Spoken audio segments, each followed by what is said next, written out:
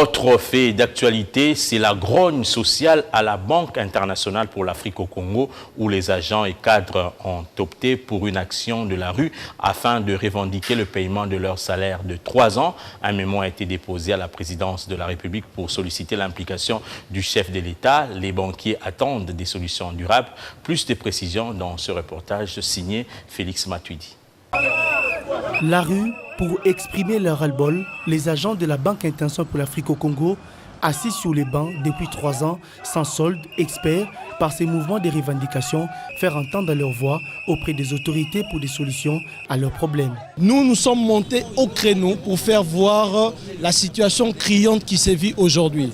Il y a les impaiements de salaire, certes, mais les épargnants, c'est-à-dire les opérateurs économiques, les privés, aujourd'hui, ne sont pas servis de leur argent. En d'autres termes, c'est un peu comme de l'arnaque.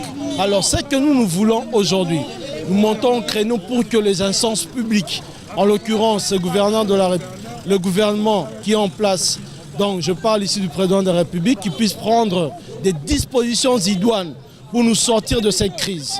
Parce que nous avons longtemps entendu, il y a une asymétrie d'informations. Ceux qui nous gèrent là ne nous donnent aucune information. Et puis, en plus de cela, nous sommes traités d'une certaine manière assez délicate qui n'est pas digne de nous. La plupart des manifestants espèrent que cette démarche aura écho favorable et leur permettra de percevoir les salaires après des services rendus à cette banque. Nous voulons savoir où en est-il avec la situation de notre banque qui bloque. Et puis, nous sommes des pères de famille. Ça fait à peu près 8 mois que nous sommes en pays. Comment nous vivons? Il y a des familles qui sont séparées.